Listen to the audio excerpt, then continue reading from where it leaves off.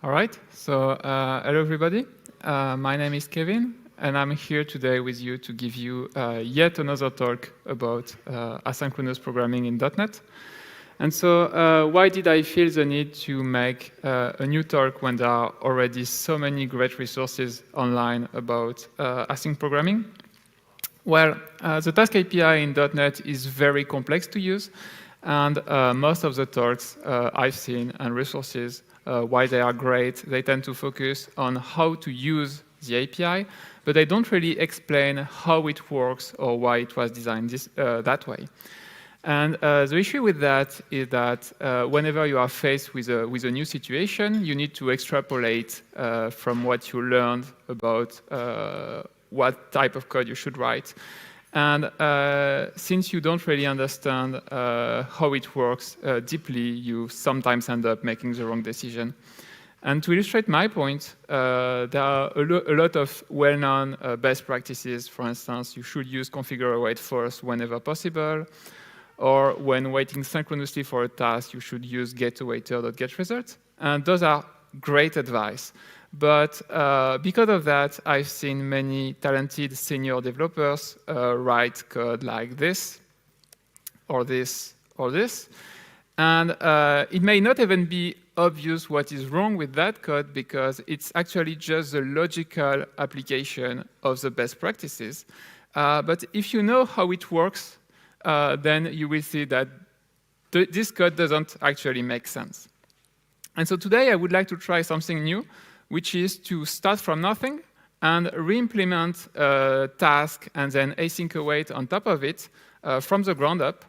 And we're going to try to stick to the same design choices at Microsoft. And I'm hoping that this way you will get a deeper understanding of how this API works, and you will be able to make better decisions when you are faced with new situations. So let's switch to Visual Studio. So it's probably very small, but basically I have a solution with two projects. One project is a task library. The other is a console application that references it. And we're going to start with the beginning, which is a very basic implementation of task. So I'm not going to explain it in details because there's nothing interesting here, but just note that, just checking that, yeah, it's big enough. The constructor is internal because users are not supposed to directly create a task. We have an isCompleted property, and we have a wait method to synchronously wait. To use it, you will need a task completion source. So there it is. And all it does is create a task and expose a complete method to transition the task to completed. And then with that, we can write our first async method. And so what I'm doing is I create my task completion source. I immediately start an asynchronous operation, and I return the task. In the asynchronous operation, I sleep for 1 second to simulate some work, and then I complete the task completion source. And so then you can call it pretty simply. So async method. Of course, the auto-completion is going to fail right now. There we go. And then you can wait on the task. And here, nothing really impressive is going to happen. It's going to pause for 1 second and then display done. So of course, you can't do much with that. And the first thing you will want to add is the ability to attach a result to the task. So to do that, we're going to add a generic version of the task. There we go. And so task of T is just going to add a new property that we're going to name result with an internal setter. And in .NET, also, when you call result, it also waits synchronously for the task to be completed, but we're not doing that here. And then we need a generic task completion source to use it. And so I'm going to copy-paste this. There we go. And here you may be tempted to make it inherit from the non-generic task completion source. We can't actually do that. The reason is that then we will also inherit the parameterless complete method, which means that we would be able to complete the task without assigning a result. And if you think about it, that's the reason why we didn't get a non-generic task completion source in .NET until very recently, until .NET 5. It's because to implement it, you have to duplicate the code of the other task completion source. And so Microsoft didn't want to do that until people were really asking for it. And so it's identical to the other task completion source, except that we have a generic task, and we assign a result to the task. And now that we have that, we can update our asynchronous method to return a task of int. And so I create a task completion source of int, and I complete it with the value 42. And now I can display the result of the operation. So task completed with value. And now if I run it, we see that now we have a value associated to the async operation, so it starts to become useful. But there is still a critical flaw in my API, is that I can only wait synchronously for the task, which means that I will always have one thread waiting for the result to be available, which is a shame since we're trying to do asynchronous programming. And so it would be very great if we had one way to subscribe to the task and be notified when it completes. So we're going to implement just that. And so if we go back to the task, we're going to add a new method. And we are going to call it continue with. It's going to take a callback, which is an action of my task. And the idea is that we call this method to give it a continuation. Oh, wow. And when the task completes, the continuation is going to be invoked. And also, we return a task that is going to be complete when the continuation completes. The reason why we return a task is so that we can write continue with. And then we can chain another continue with and start writing asynchronous workflows. So to implement it, we're going to have to add the notion of callback to the task. And so to do so, we're going to introduce a new type that I'm going to call task continuation. And the task continuation is just another implementation of task, but it takes the callback and also the parent task. And it has an internal invoke method where it's going to call the callback and transition to completed. So here we are merging the notion of task and task completion source into one single type. And once I have that, I just need to create it with my values. We will have some kind of add continuation method to enqueue it. And finally, we can return the task. But if I have just that, then if I want to return a value there, I won't be able to, because continue with only accepts an action. And so we need an overload that is going to accept a func. So we're going to make it generic. It's the same thing, except that here we can return a value, and the value will be associated to the task that we return. If we copy-paste this, then we're going to have a problem, because task continuation does not implement task of t. And also, it expects an action and not a func, which means that we're going to need a new type of task continuation, a generic one, like this. So it's exactly the same thing, except that we are taking a func, and after invoking it, we are assigning the result to the task. And so now I can just change that to have a task continuation of t. But let's say that I don't want to return 2, but t.result times 2. So I want to double the result of the previous task. I can do that because continue with has been declared on the non-generic task. And so we need to do the same thing with a generic task. So back here, we add new continue with. There we go. And here we can try to copy-paste the implementation of the other. And here it's not going to compile because task continuation expects an action of task. And here we have an action of task of t. And so to implement this properly in an efficient way, you don't need 2 types of continuation, but actually 4 of them. And that's what they did in the .NET framework. Here I'm going to be lazy. I'm just going to cast the callback. But by doing so, I'm capturing a value inside of my lambda, which means that I have a closure, and so I have one more heap allocation. So from a performance perspective, that's not great. And then I need also, no, not this one, also the generic one.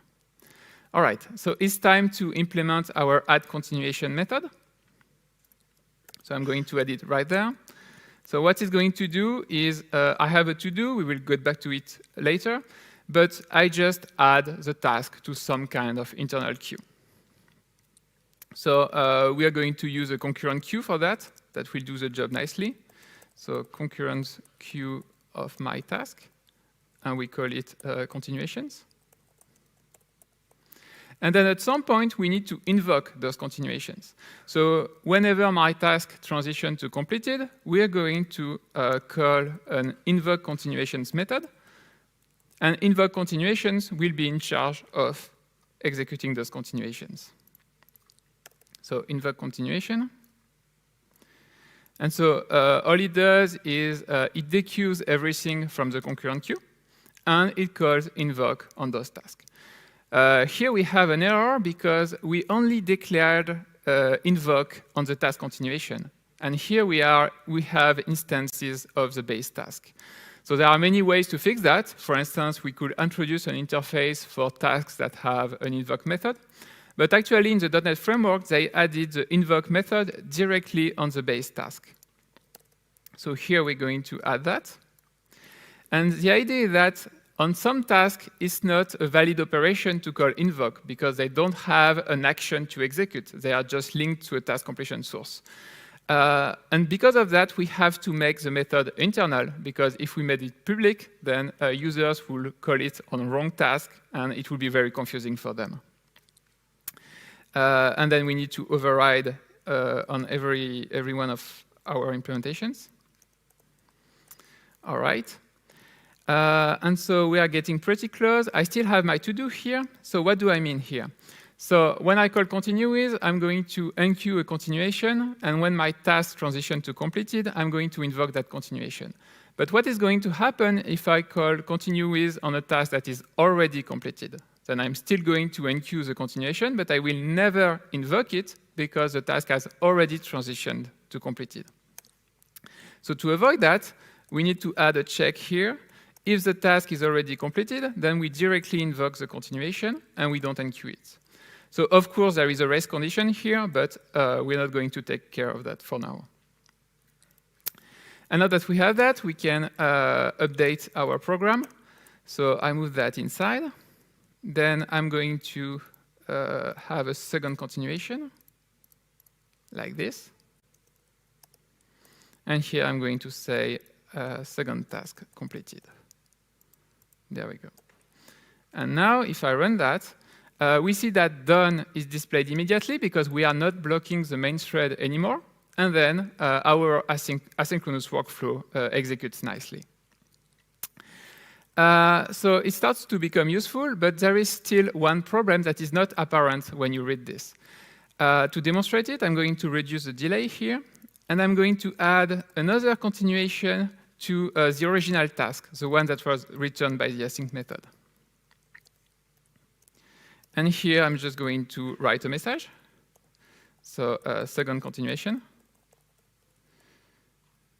And now I'm going to pretend that this one, the first continuation, takes some time to execute. So thread.sleep, and it's going to sleep for 2 seconds. And now if I run it, you see that nothing happens for 2 seconds, and then all my continuations execute all at once. But if you look into it, this continuation shouldn't have to wait for this one to execute because they are both waiting for this task to complete. And this is happening because we are invoking the continuation on the same thread that completed the task. This is something that we call inlining. And this is a very good optimization in many cases because switching threads is costly. But here it's actually a problem because it means that this continuation have to wait until the thread becomes available. And so it would be really nice if we had a way to execute continuations concurrently. To allow that, we're going to add a scheduling API to our program.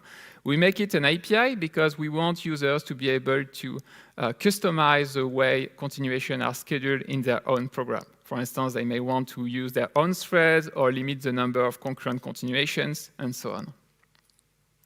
So we're going to introduce a new API, and we're going to call that a task scheduler.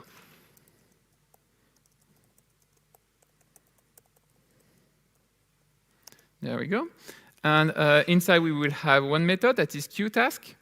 It's protected, and the idea is that to customize scheduling, you implement your own task scheduler, you override QTask, and it gets called whenever there is a task to schedule. And then it's up to you to decide when and where this task will execute.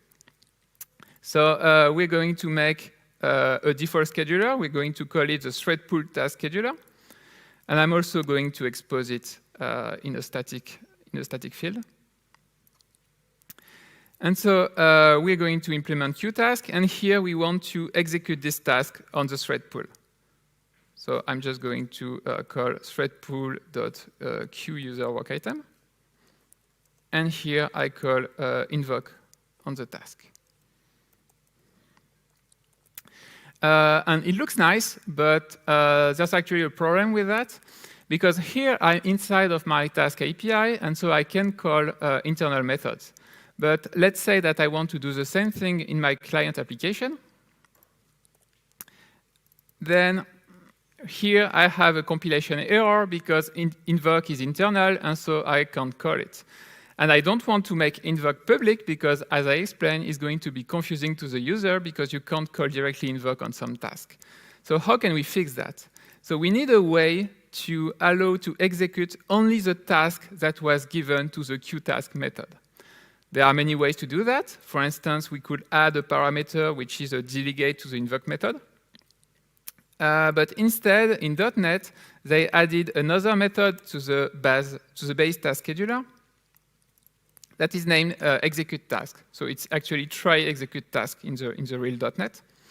And the idea is that here we are going to make some sanity check to make sure that this task was indeed coming from this scheduler. And then we call invoke. And because the method is protected, we can call it from any assembly. So here, I change to execute task. And for instance, if I wanted to do the same thing in my client application, I could do that, and it will compile just fine. OK. So we still need to use our scheduler somewhere. And so we will add an overload to the continuous method that takes the instance of task scheduler that you want to use. And we make it optional. And so here we are going to need to store the scheduler information somewhere until it's needed. And so we're going to add it directly to the task. And so I'm going to update the constructor of my task to add the notion of scheduler. I also expose it in a property.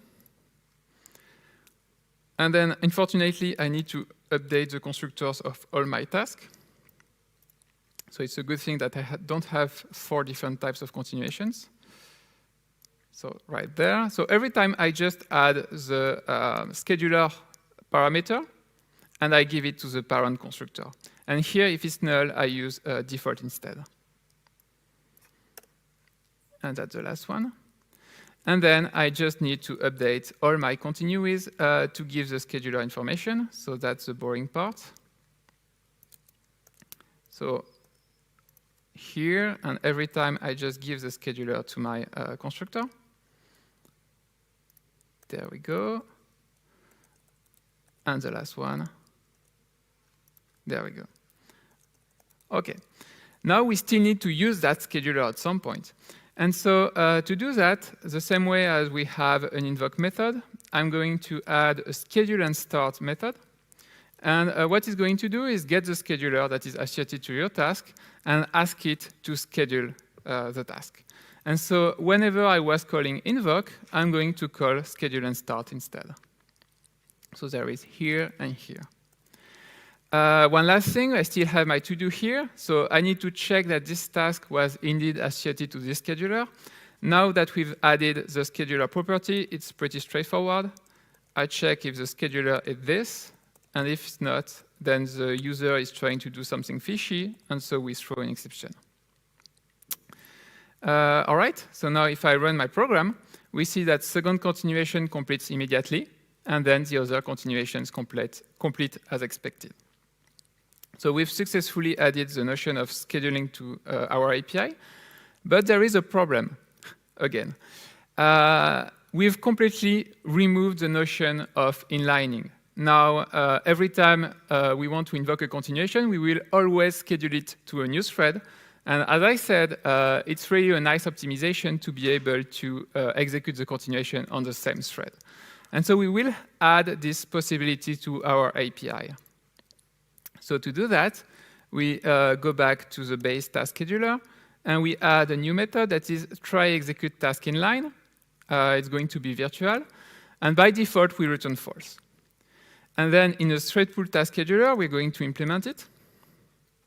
And so it's going to be called whenever there is an opportunity to inline something, and then your scheduler has to decide whether it's safe or not. And so here we're going to say that if we are currently running on the thread pool, so current thread is thread pool, then it's safe to inline because we are already on the thread pool, so we don't need to change thread. So we're just going to execute the task. And then we return true to say that we accept it to inline. Otherwise, we return false. And then in our task API, we need to decide whenever there is an opportunity to inline something. And so, for instance, we can say that it's safe to inline if we have only one continuation. So in invoke continuation, I check if I have only one. If so, I dequeue it. Then I ask the scheduler if it wants to inline it. And if it refuses, then I just schedule the task the old way. And of course, there are many different scenarios where you could inline. For instance, in .NET, whenever you call wait on a task, it's going to try to inline it if it hasn't started executing yet. Just to demonstrate that it's working, I'm going to add a message here because inlining is not very visual. With a typo, that's OK. And so here we see that the only place where inlining is displayed is here, because that's the only place in my workflow where I have only one continuation. OK, so here we have everything we need from task and task completion source. Of course, in .NET, there are many more features, but those are the important ones. So now it's time to switch to async-await. So I'm going to add a few asynchronous methods to my program. And so all those methods work the same way. I have my implementation of task.delay. And after the delay, I have a continuation that is going to return a value. So 1, 10, 100. And do something else, takes an input and double it. So we don't really care about my implementation of task.delay. And I think by now, all of you know that in .NET, you can use the async-await keyword to chain your asynchronous callbacks the same way as if you were writing synchronous code. And so we're going to re-implement that. And just for the sake of it, imagine that you have some synchronous code running here at the beginning of the method. So what is happening when you add the async keyword to a method? The compiler is going to generate a state machine. So the state machine is going to be a class nested inside of your parent class. And it's nested because it needs to access to the privates of your class. And it's going to have a few fields. It's going to have a state, because it's a state machine. It's going to have a reference to the parent class. It's going to have a task completion source, because it needs to return a task. We're going to call it builder. It will become more apparent why later. And it has a moveNext method. And then the compiler is going to rewrite the call async method. It's going to rewrite it that way. So first, it creates the state machine.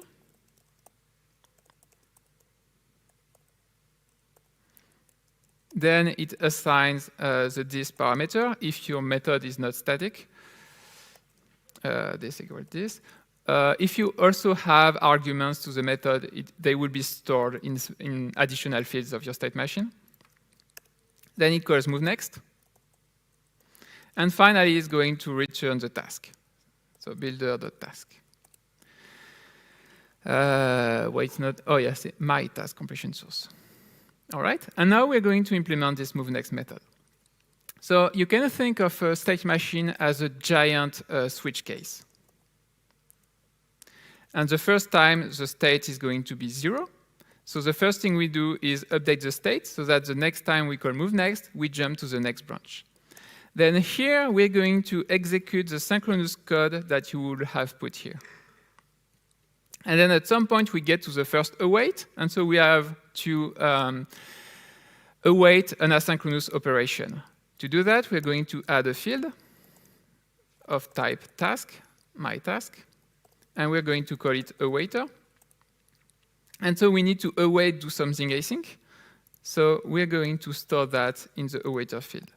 So do something async 1.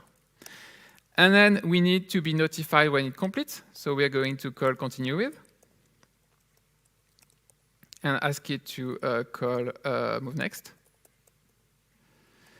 And here we have nothing more to do, so we're going to return. And this return is something that is very important to understand, because it means that whenever you're going to call async, we're going to create the state machine. Then we're going to call move next. Inside of move next, we're going to execute all the synchronous code at the beginning of your method. And then we get to the first await. And only then we are going to return, which means that we get back here. And now we're going to return the task to the caller. And so it's really important to understand that when you're going to call an async method, it's going to execute synchronously until the first moment where you need to await an asynchronous operation. OK. So then we can implement case 1. First thing, we update the state. And then do something async 1 as completed. So we need to store the value somewhere so that we can use it at the end to give it to do something else. So to store those values, we're going to add fields, one for each local variable. So I, j, k. And so I store the value of the task inside of A. And then we need to await do something async 2. So we redo exactly the same thing, but we do something async 2, and we return. Case 2, I think you get it by now. We store the result in J, and then we await do something async 3. Case 3, we are going to call do something else. So here there's something different. We're going to fetch all the values that we stored from the previous states and give them to do something else. And finally, we have the final state where we call complete on the task completion source with the result of the method. And so this will complete the task that was returned to the caller. And now we should be able to use it. So here I don't need any of that. I'm going to call new API.callAsync. And yeah, we're just going to wait on it. We don't care. And here I'm going to write the result. So just making sure that I didn't make an error. And here we see the result of the asynchronous operations. So it's working.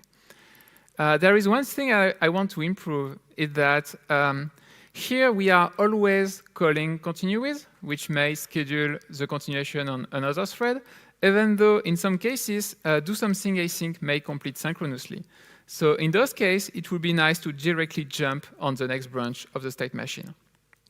So that's pretty easy to do. We just add a check here. If it's completed, then go to case 1. We're going to do that for all the branches. So here, here, here, and here. Just making sure that I broke nothing.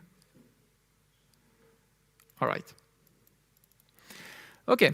So now our state machine is functional. So of course, in .NET, the state machine will be much more complex because it has to deal with stuff like while loop, try-catch finally blocks, and so on. So there are many more situations where you can jump from one state to another. But the core principle is there. But right now, I'm only able to await my task. That's the only type I know of. It would be really nice if I was able to await any arbitrary async operation, and for instance, the .NET task, value task, or maybe even your own custom task. So to do that, we are going to abstract everything we need from the task. So I'm going to introduce this new abstraction. I'm going to call it awaiter. And inside the awaiter, I'm going to put everything I need from the task to await it. So what do I need? I need to know if it's completed. I need to change the continuation. And I need to get the result. So I add those three things to awaiter. Get result is completed, uncompleted. And then I'm going to implement this abstraction for my task. So I have my task awaiter. And all it does is take a task and then maps the awaiter method to the task API. That's all it does. So onCompleted is going to call continue with.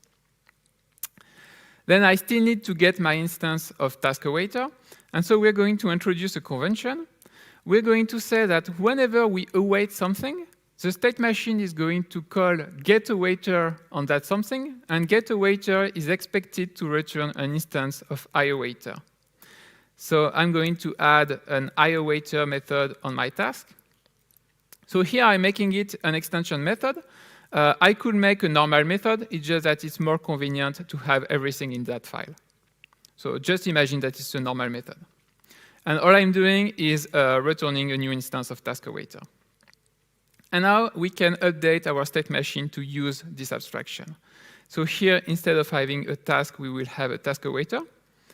And now here we said that to get the awaiter, we call getAwaiter on whatever this method is returning. And then continue with becomes onCompleted, which is going to call moveNext. And result become getResults. And now I just need to update that everywhere in the state machine. It's going to be boring, so I'm just going to copy paste it. And so here it's the same moveNext method, except that I have updated all the calls. And if I test it, we see that it's still working, except that now I can await any asynchronous operation, given that they provide an awaiter. OK. So I can await anything, but I still have to return an instance of my task. Just like before, it would be nice if I could return a .NET task, a value task, or your own kind of task. So we are also going to abstract the task that we return. To do so, I need to abstract this task completion source. And so what do I need from it? I need to get the task that is associated to it. And at the very end, I need to complete it. So I'm going to introduce a new API that we're going to call a task builder. That's why I named it builder previously. So public class task, my task builder of T. And we're going to put the two things that we need. So I have a task. And in set results, I'm going to complete it after assigning the result. In .NET, they went one step further. They decided that the task builder should have a chance to set some state before the state machine executes and save it afterwards. That's how the execution context is propagated in your applications. And so whenever we are calling moveNext, instead of directly calling it, we will ask the task builder to call it for us so that it has a chance to restore some ambient state. So there are two places where I'm calling moveNext, at the very start of the asynchronous method, and whenever I await something. So we're going to add method on the task builder to do that. So await onCompleted will be whenever I need to await something. And then start will be when I start the execution of my state machine. And so here it looks dumb because I directly call moveNext, but the idea is that here I could restore some ambient state, and here I could save some values for the next time the state machine executes. I can't directly reference the state machine because for every async method, I will have a different implementation of state machine, and so we need to introduce an interface for that. So we're going to call it iAsync state machine, and right now it only has the moveNext method. And so here I ask the awaiter to call moveNext when it completes state machine.moveNext. All right. So now we still need to update our code. So here we implement iAsync state machine. Here we don't call moveNext directly anymore. Instead, we ask the builder to call. I need to change that aussi. My task builder. We ask the builder to call start.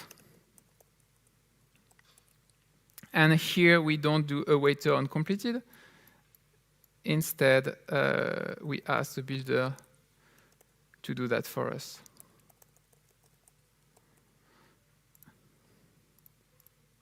There we go, and we need to update all of them.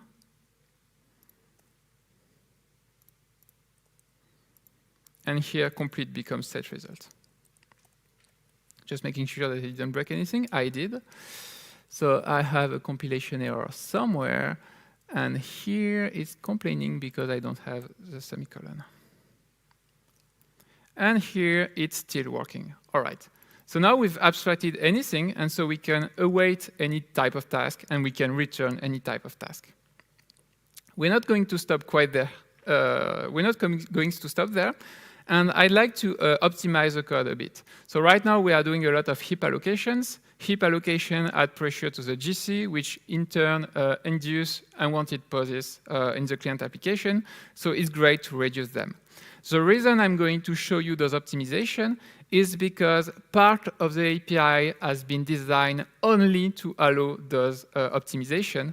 So by seeing them, you will better understand why the API is designed that way. And so my task awaiter is a struct. That's great. My task builder is a class. Let's make it a struct. You can't have a parameterless constructor in the struct. So this is not valid. And so instead, we are going to lazily create the task the first time we call the property. So we have an underscore task field. And when we call task, we're just going to new it. Here, in await on completed, we take an instance of awaiter. Awaiter is a struct. But because we are casting the struct to an interface, we are going to box it. So that's one extra heap allocation. We can prevent that by making the method generic. So instead of asking for an awaiter, we ask for a tawaiter, where tawaiter is an awaiter. It's exactly the same thing, except that now the JIT will generate code to prevent boxing. And that's it. So is it still working? Yes. So we will go even further. Right now, my state machine is a class. Let's make it a struct. So a little bit of trivia. In .NET, if you compile your application in release mode, then your state machine is going to be a struct. If you compile in debug mode, then it's going to be a class. The reason is that it's much easier for the debugger to track your asynchronous operation if the state machine is a reference type. And so they decided in debug to sacrifice some performance to allow for a better debugging experience. So here I can't new it because I can't have a parameterless constructor on a struct. It's OK because task builder is a struct, so I don't actually need to new it. And that's it. That was pretty easy. And here, if I run it, we can stay here for a while because I broke it. So that's a bit weird. How did I break my application just by making that a struct? Well, we're going to debug it. I'm going to add a breakpoint when I'm waiting on the task. And I'm going to add another breakpoint when we're going to complete the task. So if I run my program, then here we get to the task.wait. If we check, it's probably too small for you, but the task is not completed, so we're going to wait synchronously for it, as expected. And then at the other end of the async workflow, we're going to call setResult, which will complete the task. And here, if we check underscore task, it's null.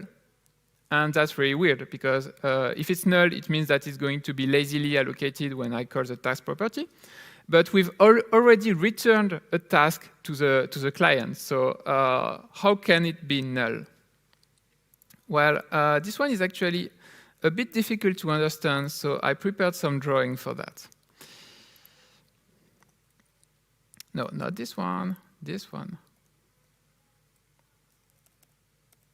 OK. Oh, yeah. So here is a very accurate representation of the memory. We have the stack and the heap. And here is our code. And so at this point, we're going to allocate the state machine on the stack because it's a struct. And since the task builder is also a struct, it's going to be nested inside of the state machine. Then we get to this bit of code.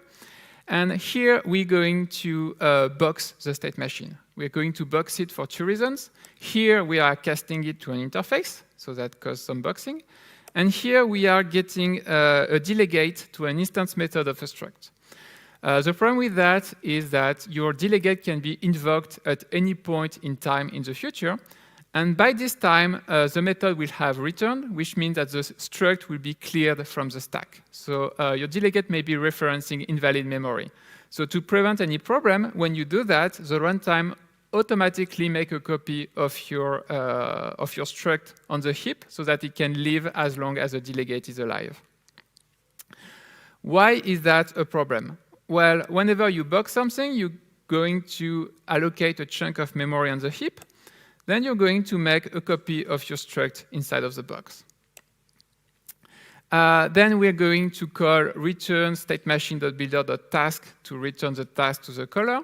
And we're going to do that on the state machine that is on the stack. And so we're going to lazily allocate a task here. And then later, state machine.moveNext is going to be called on the boxed state machine.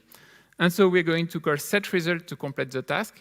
And we are going to allocate a different task here. And that's how we end up with this situation where the program is stuck, because we end up with 2 different tasks. How can we fix that? Well, for starter, we can remove the first boxing, because we've seen that by making the method generic, we don't actually have to box here. So this is gone. And then there is still the other one.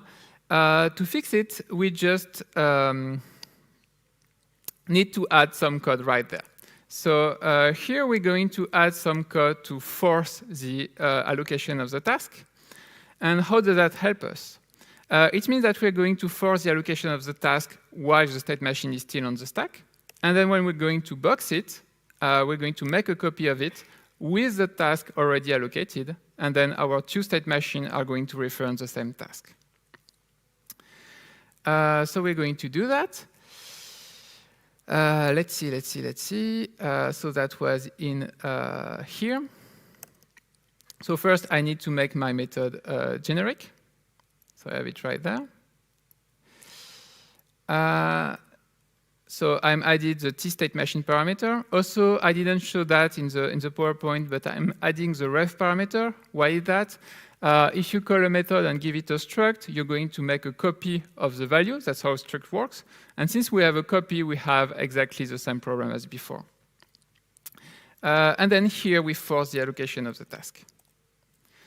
And we need to do the same thing for the start method because we have exactly the same issue.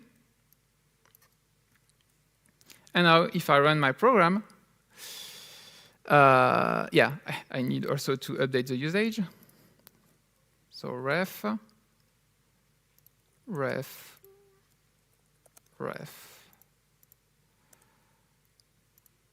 There we go. All right, and now if I run it, and now it works. Okay. There is one more optimization I want to do.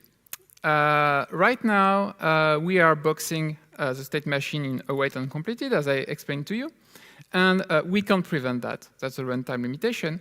But right now, we are boxing it every time we get into await uncompleted. And so every time we await. And so we're going to box the state machine 4 times. It would be nice if we could box it only once and then reuse the boxed instance. And so we're going to do that. I'm going to add a field on my task builder. So private async state machine. Async state machine. State machine. And then here we're going to call moveNext on the box state machine. And here we add a check to see if this is allocated. And if it's null, I'm going to box the state machine. And so I thought it was working, but then I tried adding a message here, boxing. And if I run it, you see that boxing is displayed 4 times. So this is getting weird. The optimization is not working. And how come we are getting into this branch 4 times, even though the first time that the state machine is null, we're going to allocate it? And I have the reason right there. And so here is our await uncompleted method. And at this point, the state machine is on the stack. And here we're going to box the state machine on purpose. And so we're going to make a copy of it on the heap, and then we're going to assign it to the underscore state machine field. So the underscore state machine field is going to point to the state machine on the heap. But then we're going to assign it to the state machine that is on the stack, because we are assigning this dot underscore state machine. And that's a problem, because then await uncompleted will exit, and so we're going to clear the stack. And then later, state machine.moveNext will be invoked, and it will be invoked on the one that has been boxed. Then we will resume the execution of the state machine, so we're going to unbox it. And we will get to the next await uncompleted. And so just like before, we're going to box. We're going to see that underscore state machine is null, so we will assign it to point to the boxed one. But once again, we're going to assign it on the stack, and so on. And so for the optimization to work, we need to assign underscore state machine on the boxed state machine. And the way they did that in the .NET framework is with this code. So first, we box the state machine. Then we assign underscore state machine. So here, nothing has changed. And then there is this weird line of code. We call set state machine on the box state machine, and we give it box state machine as a parameter. So that's a bit weird. So let's break it down. First, it's important to understand that we call set state machine on the box state machine, so on this one. Then we give it the state machine as a parameter. And set state machine is going to call another set state machine method, but on the builder.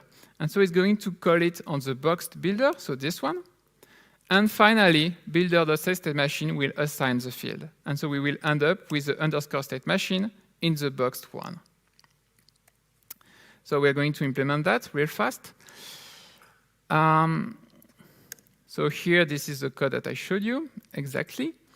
Then we need to add a setStateMachine method on the task builder. There we go. Then we need to add it on the state machine. So void setStateMachine. Then here, I also need setStateMachine. There we go. And now, if I didn't forget anything, now boxing is displayed only once, and the program completes. So we've implemented the algorithm, the asynchronous workflow. Sorry. And so, if you ever wonder why you have a setStateMachine method on the task builder, if you implement your own, now you know. And at this point, our API is pretty much complete. And to prove it, I'm going to go back to my instance of my task, and I'm going to add this attribute. So what it's going to tell is ask the compiler that whenever I write an async method that returns an instance of my task, to use this implementation of the task builder. Then I took a few shortcuts. So IOWaiter, I need to make it implement iNotifyCompletion, which is the IOWaiter of .NET. My task awaiter is good. My task builder is missing a few things. It's missing a create method that will be used by the framework to create the instance. It's missing a set exception because in .NET the tasks have a notion of exception built in. And finally, it's missing await unsafe uncompleted. I'm not going to explain this one because we don't have time, but it has something to do with the execution context. And here I'm just calling the normal await uncompleted. I also can remove the async state machine interface because it already exists exactly as is in the .NET framework. And then now that I have all of that, oh, I changed, sorry. Now I can delete my state machine. We don't need it anymore. I can delete this, and I can uncomment this, and this should compile and work using the built-in async and await keyword from the framework. All right, so there is still just one thing bothering me, that it's indicating there is 20 seconds left. So is that 50 minutes or 1 hour talk? Okay, well, let's continue. I mean, it was supposed to be 1 hour, but the timer was initialized to 50 minutes, so I don't know. There is still one thing to cover, and this is the synchronization context. So when you write some kind of applications, for instance, a UI application, you can only update the UI from the UI thread. And so you need a way to execute your work on the UI thread. And to allow that, they added an abstraction that is named the synchronization context. And so I'm going to call async directly on my own custom synchronization context. So I just create my synchronization context, call post, and give it call async. And then I'm going to decorate my, my method here with calls to display current synchronization context. There we go. So just to display what is the current synchronization context at every step. And if I run my program, we see that we start on the synchronization context, as expected. And then after the first await, we have no synchronization context. Which means that if you are writing a UI application, up to this point, you can update the UI controls, and then you await, and then here you cannot update the UI anymore, which is going to be very confusing for you and error-prone. So it would be very nice if we had a way to stay on the synchronization context. And that's the job of the awaiter. So here in onCompleted, we're just going to capture the synchronization context, if there is one. And then in continue with, we're going to, if we capture the synchronization context, we're going to post the continuation. Otherwise, we directly call it. And now that I have done that, we're going to stay on the synchronization context for the whole duration of the method. But if you are writing a library, that's not a good thing for you, because it means that whenever you will await something in your code, your continuation will be posted to the synchronization context, and you don't know anything about the synchronization context because you are writing a library that could run anywhere. So it could be a cause of subtle deadlock in your code. So it would be really nice to have a way to opt out from this behavior. So to allow that, I'm going to add a parameter on my task awaiter. So first, I add a field, capture context. I update the constructor to take a value for the capture context field. And then I update onCompleted. And I'm only going to capture the synchronization context if the capture context flag is set. Otherwise, we don't capture it. But then we need to, when we create the task awaiter, we need to give a value for the capture context parameter. And we have a problem because getAwaiter doesn't have any parameter. So what value should I put here? In other words, we have a convention that the state machine is going to call getAwaiter on my task to get the awaiter. But how can I give a value to the awaiter? Well, by default, I'm going to set the value true. And the way they worked around that in .NET, around the fact that here I cannot give a value directly for my awaiter, is by adding another type that they named the configured task awaitable. And so what it does is it takes the task and the value of capture context that you want, and it exposes a parameterless getAwaiter method that is going to return the task awaiter with the proper value. How does that help us? Well, now that we have that, we can add a new method on task that we're going to call ConfigureAwait. And this method is going to take the value of the Boolean that we want, and is going to return an instance of configured task awaitable with the value that we want. And so then, whenever we are going to call ConfigureAwait, it's going to return a configured task awaitable, and then the state machine is going to call getAwaiter on it, which will return an awaiter with the proper values. And so now that I execute this, we see that after the first await, we are outside of the synchronization context, so we've properly opted out from this behavior. And so there are two things to remember from that. The first one is that ConfigureAwait is there only because the API does not give you a way to give a value to the awaiter. And also that ConfigureAwait is a very poorly chosen name because ConfigureAwait has no side effect. It sounds like it's going to configure something on the task, but actually all it does is returning another instance of something so that the state machine can call getAwaiter on it. So if we go back to our examples, now if that wasn't obvious for you, you should be able now to understand what is wrong with those examples. In the first one, what is wrong is that we are using ConfigureAwait even though we are only using getResult on the awaiter. And as I've shown you, ConfigureAwait is only going to impact the behavior of the onCompleted method. So if you don't use onCompleted, you don't need ConfigureAwait. The second one is, the second and the third one is the same pattern. We create a fire and forget task, and then we call ConfigureAwait on it because we were told to do so. But the problem is that since ConfigureAwait has no side effect and is just returning one extra type, you're just adding some overhead on your application with no effect at all. And so, as a rule of thumb, if you don't await something, you don't need ConfigureAwait.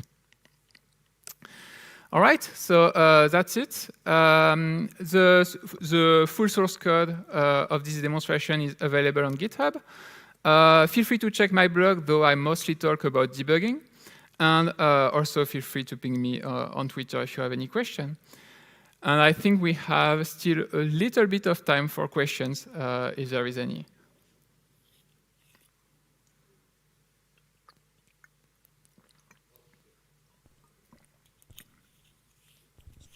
Hi, thanks for a great talk. I'd like to ask you whether it actually makes any sense, or which is a better pattern, if I don't need await, should I still make the method async? Because I've seen some discussion which suggested we should always make it async, and the optimizations that you shown us actually kind of say it won't allocate if there is no await call, right? So there's a little bit of overhead, but it actually doesn't hurt that much. So you're asking if you need to add the async keyword if you don't need it. Do I understand correctly? Come again, please? Yeah.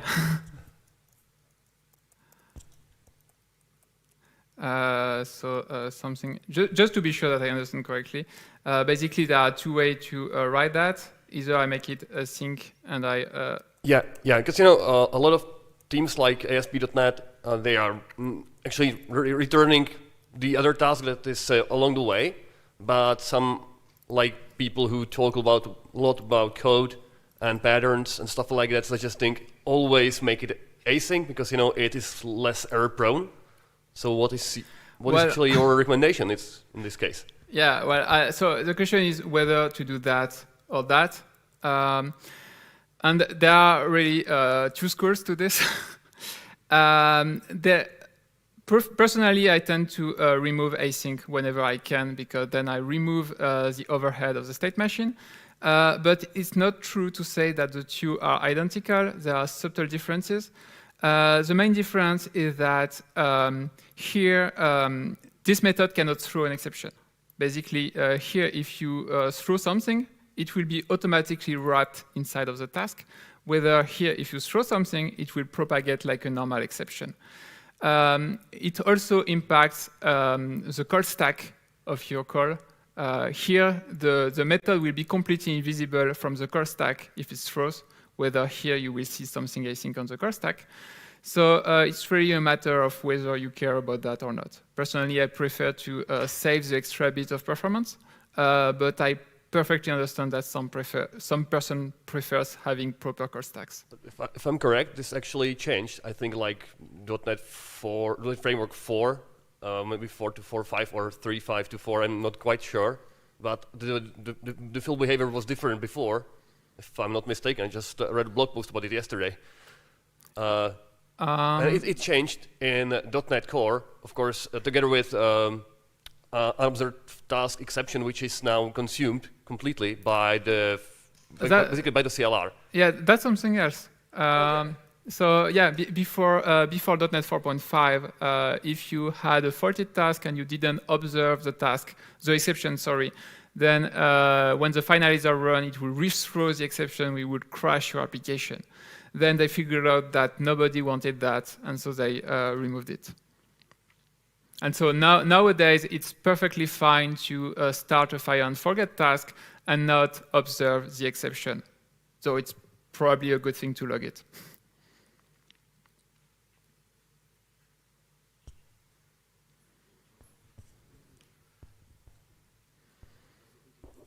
So how would you call ConfigureAwait?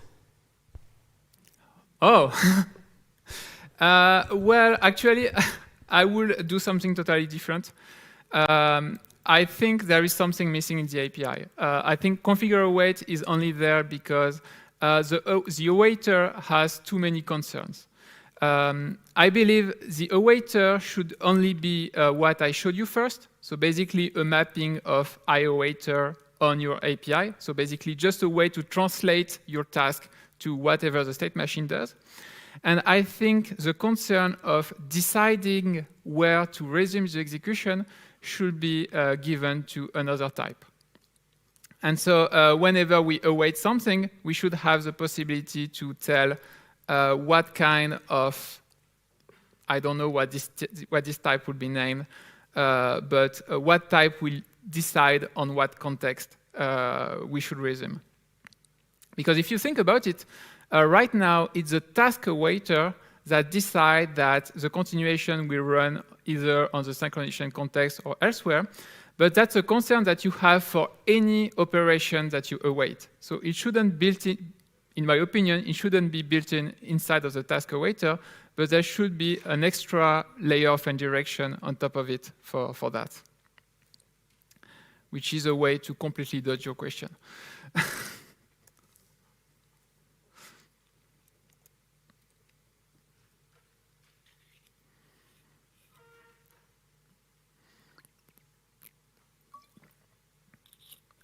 All right, I don't think we have any more questions. So thank you, everybody.